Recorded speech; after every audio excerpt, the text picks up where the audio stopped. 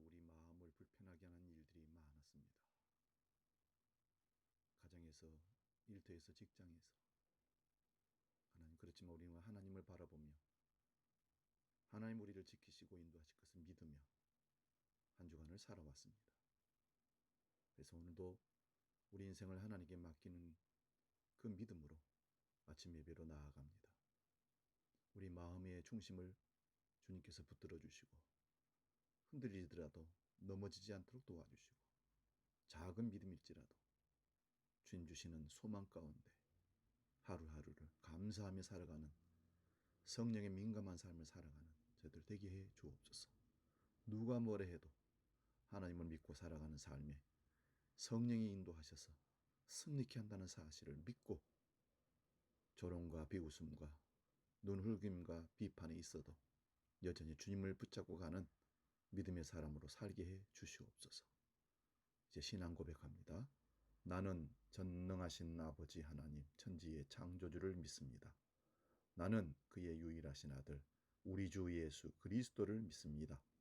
그는 성령으로 잉태되어 동정녀 마리아에게서 나시고 본디오 빌라도에게 고난을 받아 십자가에 못 박혀 죽으시고 장사된 지 사흘 만에 죽은 자 가운데서 다시 살아나셨으며 하늘에 오르시어 전능하신 아버지 하나님 우편에 앉아 계시다가 거기로부터 살아있는 자와 죽은 자를 심판하러 오십니다.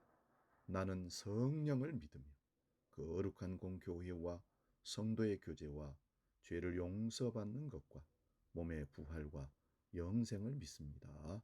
아멘. 오늘 우리에게 주시는 말씀은 신약성경 유다서, 신약성경 요한계시록 바로 앞에 있는 유다서 1장 14절에서 19절입니다. 신약성경 398면에 있습니다. 이 말씀 봉독할 때에 살아계신 주님의 음성을 듣기 바랍니다. 유다서 1장 14절에서 19절 봉독합니다. 아담의 7대 손 에녹이 이 사람들에 대하여도 예언하여 이르되 보라 주께서 그 수만의 거룩한 자와 함께 임하셨나니 이는 뭇사람을 심판하사 모든 경건하지 않은 자가 경건하지 않게 행한 모든 경건하지 않은 일과 또 경건하지 않은 죄들이 주를 거슬러 한 모든 완악한 말로 말미암아 그들을 정죄하려고 하심이라 하였느니라. 이 사람들은 원망하는 자며 불만을 토하는 자며 그 정욕대로 행하는 자라. 그 입으로 자랑하는 말을 하며 이익을 위하여 아첨하느니라. 사랑하는 자들아, 너희는 우리 주 예수 그리스도의 사도들이 미리 한 말을 기억하라. 그들이 너희에게 말하기를 마지막 때에 자기의 경건하지 않은 정욕대로 행하며 조롱하는 자들이 있으리라 하였나니 이 사람들은 분열을 일으키는 자며 육에 속한 자며 성령이 없는 자니라. 아멘. 오늘 봉독한 말씀 가지고 이런 제목을 잡았습니다. 성령이 있는 사람에게는 브레이크가 있다. 여러분, 브레이크는 자동차나 달리는 움직이는 모든 기기의 제동장치를 브레이크라고 합니다. 브레이크가 우리에게 없으면 우리의 생명을 담보할 수가 없는 겁니다. 그래서 브레이크는 달리는데 짜증나게 하는 것이 아니라 우리 생명을 보존할 수 있는 귀한 장치라는 것을 생각하고 감사할 수 있어야 됩니다. 오늘 말씀은 에녹이란 사람이 나옵니다. 아담의 7대 손이라고 성경에 기록하고요. 이 에녹이 예언을 했다는 말로 나옵니다. 여러분 에녹을 잘 아시듯 하나님과 300년 동안 동행하다가 죽음을 보지 않고 하나님께로 올라간 사람입니다. 그 에녹이 예언을 했다는 얘기를 여러분 들어본 적이 없을 거예요. 오늘 성경 유다서에 그가 예언을 했다고 기록해 놓고 있습니다. 오늘 본문 14절에서 16절입니다. 그 예언의 첫 시작이 이렇게 시작합니다. 14절 보십시오. 보라, 주께서 수만의 거룩한 자와 함께 임하셨나니. 14절 뒷부분이죠. 이 말씀은 예수님의 재림을 말합니다. 창세기에 기록된 에녹이 요한계시록에 나오는 예수님의 재림을 예언한 것과 같습니다. 성경에서 예수님의 재림을 최초로 예언한 사람이 어쩌면 에녹일 것입니다. 왜요? 창세기에 가장 먼저 예수님의 재림을 예언했기 때문입니다. 15절 말씀을 봅니다. 이는 뭇사람을 심판하사 모든 경건하지 않은 자가 경건하지 않게 행한 모든 경건하지 않은 일과 또 경건하지 않은 죄인들이 주를 거슬러 한 모든 완악한 말로 말미암아 그들을 정죄하려 하심이라 하였느니라. 여기 15절 첫 부분에 뭇사람이라는 말이 나옵니다. 뭇사람이란 많은 사람들 또는 모든 사람들이 심판을 받을 것이라는 말씀입니다. 사람들은 모두 하나님의 심판대에 서게 될 것입니다. 그 중에 하나님께 정죄함을 받는 사람이 있습니다. 바로 경건하지 않은 죄에 대해 정죄함을 받습니다. 그리고 15절에는 경건하지 않은 죄의 특징을 주를 거슬러라고 표현하고 있습니다. 주를 거스른다는 것은 경건하지 않은 죄입니다. 주를 거스르는 행동은 완악한 말로 거스른다고 하고 있습니다. 거짓 교사들이 완악한 말로 주님을 거슬러 행했던 모든 경건하지 않은 죄에 대해서 하나님께서 반드시 심판하실 것을 에녹이 예언했다는 것입니다. 그리고 경건하지 않은 사람들에 대해 보충 설명을 16절에서 이렇게 기록합니다. 이 사람들은 원망하는 자며 불만을 토로하는 자며 그 정욕대로 행하는 자라. 그 입으로 자랑하는 말을 하며 이익을 위하여 아첨하느니라. 여러분에게 한 가지 질문을 하겠습니다. 여러분, 원망하면 지옥 갑니까? 불만을 토하면 지옥 갑니까? 정욕대로 행하면 지옥 갈까요? 자랑하고 이익을 위해서 아첨하면 지옥 갈까요? 하나님의 심판은 그렇게 정말 이루어질까요? 여러분, 구원은 무엇에 달려 있습니까? 천국이나 지옥이냐는 무엇에 달려 어떤 사람이 천국 간다고 지옥 간다고 할 수 있겠습니까? 하나님의 아들이신 예수님을 믿음에 있습니다. 믿지 아니하면 지옥이요, 믿으면 천국인 것입니다. 예수님을 믿지 않은 자가 하나님의 심판의 대상이 됩니다. 그런데 여기 말씀 보면 하나님의 심판을 받는 사람들이 원망, 불만, 정욕대로 살고 자랑하고 아첨하는 자들이라고 합니다. 그러면 한번 생각해 보십시다. 정말 이런 모습 때문에 하나님의 심판을 받느냐는 것입니다. 물론 하나님은 우리의 모든 일에 대해 다 알고 계시니 그렇게 행한 모든 일에 대해 심판하실 수 있습니다. 하지만 구원이냐 천국과 지옥이냐 영원한 생명이냐 영원한 지옥이냐라고 할 때는 예수님을 믿느냐 안 믿느냐로 나누어지는 겁니다. 18절 말씀도 봅니다. 그들이 너희에게 말하기를 마지막 때에 자기의 경건하지 않은 정욕대로 행하며 조롱하는 자들이 있으리라 하였나니, 또다시 경건하지 않게 행하는 사람들, 정욕대로 행하는 사람들에 대해 말씀합니다. 그들은 또한 조롱하는 자들입니다. 조롱한다는 말은 15절에 완악한 말로 주를 거스른다는 그런 자들입니다. 여러분, 예수님을 믿고 경건하게 사는 사람들을 향해서 조롱의 말로 힘겹게 하고 넘어지게 하며 괴롭히는 것이 주를 거스르는 행동입니다. 경건하게 사는 것이 무익하다고 하고 육체의 정욕대로 마음껏 즐기며 살라. 뭐 그렇게 힘들게 사느냐? 영혼만 구원받으면 된다고 생각하며 치명적인 성적 범죄에 방종했던 사람들, 순결한 믿음으로 경건하게 살려고 하는 사람들을 조롱합니다. 그래서 19절을 보시면 그들은 분열을 조장합니다. 그리고 그들은 육체에 속한 자들로 나타납니다. 15절부터의 내용이 계속 그렇게 반복됩니다. 그리고 19절 마지막 부분에 와서 그들의 진짜 정체를 밝힙니다.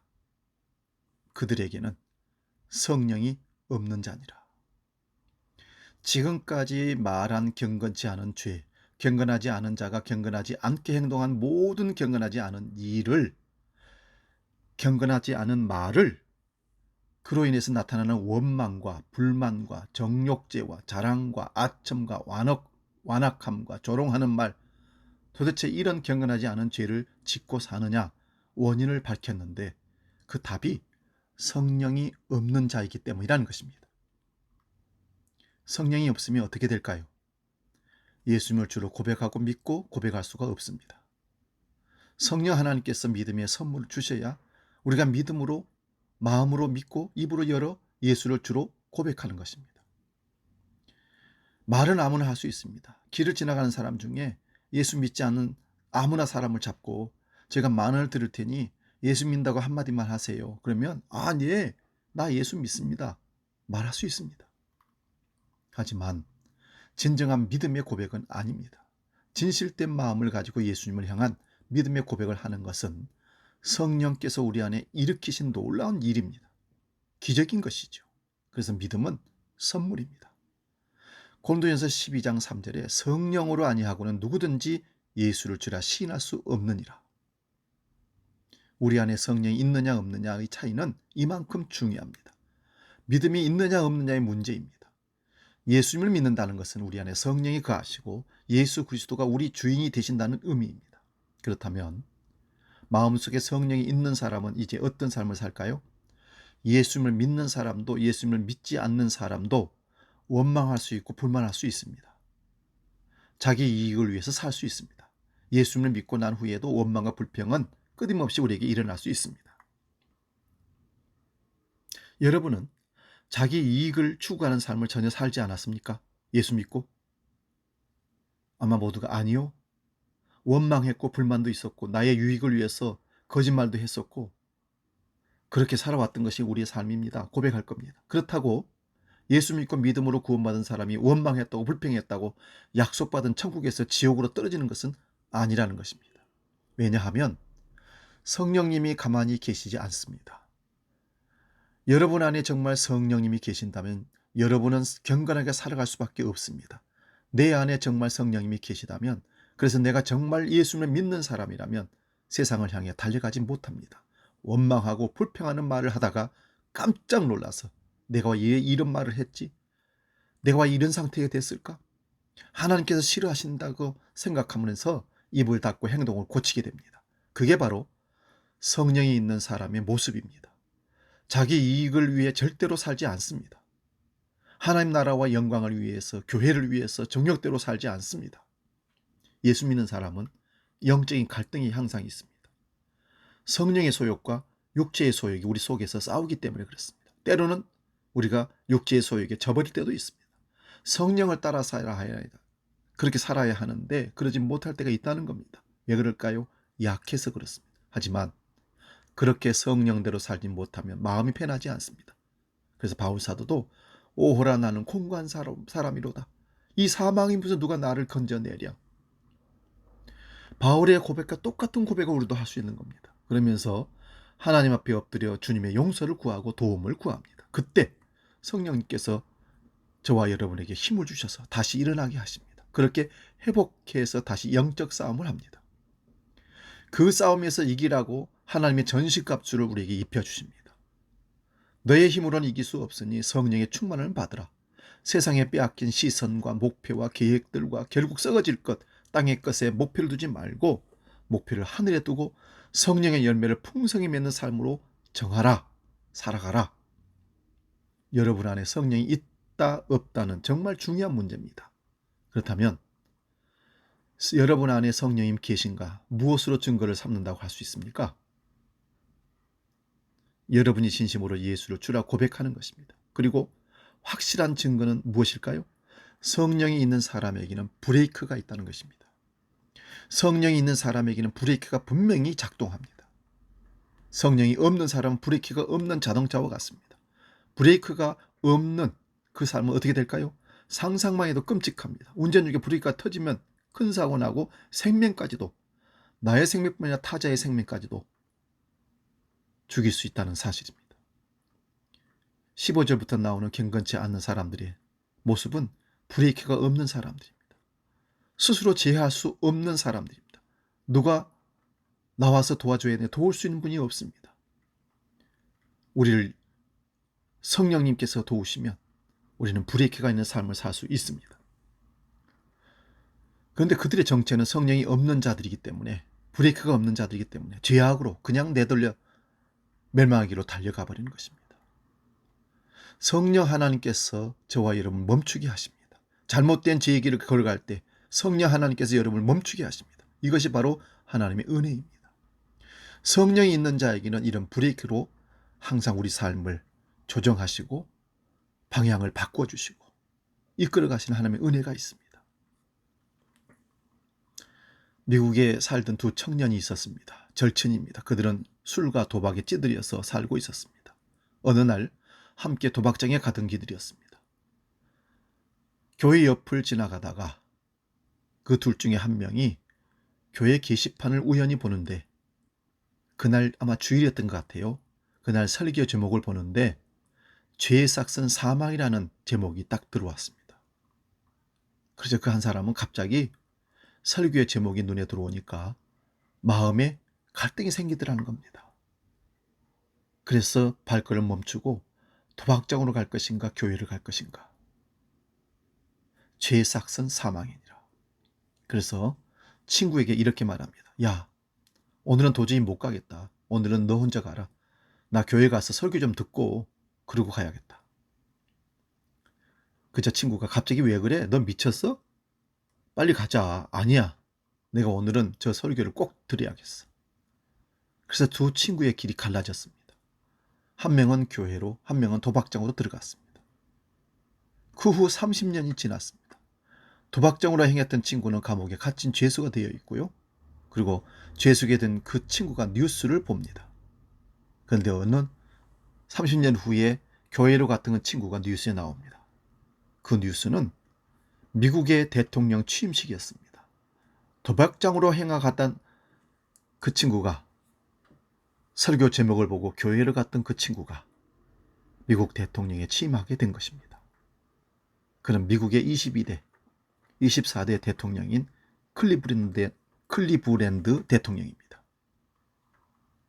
한 명은 죄의 싹은 사망이라는 말씀을 보는 순간 도저히 죄악의 길을 갈 수 없었습니다.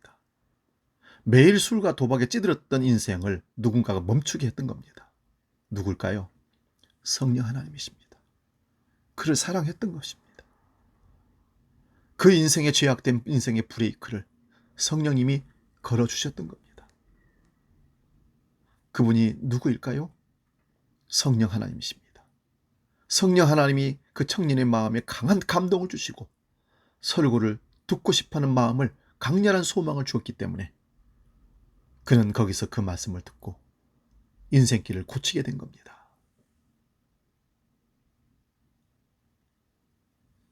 한 사람은 그 죄악의 길을 끊임없이 달려가서 감옥에 갇혀 있고, 한 사람은 성령의 브레이크를 말미암아 말씀을 듣고 인생이 바뀌어져서 대통령으로 취임하고, 끝의 차이는 상상도 할 수 없는 차이로 다가왔습니다. 여러분 안에 하나님이, 성령 하나님이 여러분의 인생의 핸들을 잡고 힘차게 달려갈 길을 달려가고, 잘못된 길을 갈 때는 브레이크를 잡아주시는 은혜가 넘치시기를 바랍니다. 내일은 주일입니다. 가정에서 예배한다고 소홀히 여기고 대충 예배하거나 예배하지 않으면 마음이 불편하지 않던가요? 성령이 계시다는 증거입니다. 대충 마지못해 예배할 때 이래도 되나 생각이 들지는 않던가요? 성령이 거하시다는 증거입니다. 그때 성령의 브레이크 거는 순간으로 생각하시고 하나님 원하시는 진정한 예배로 무릎을 꿇으시기 바랍니다.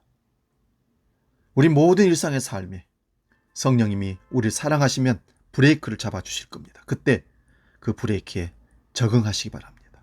순종하시기 바랍니다. 반드시 우리가 살고 하나님이 기뻐하는 삶을 살아낼 줄로 믿습니다.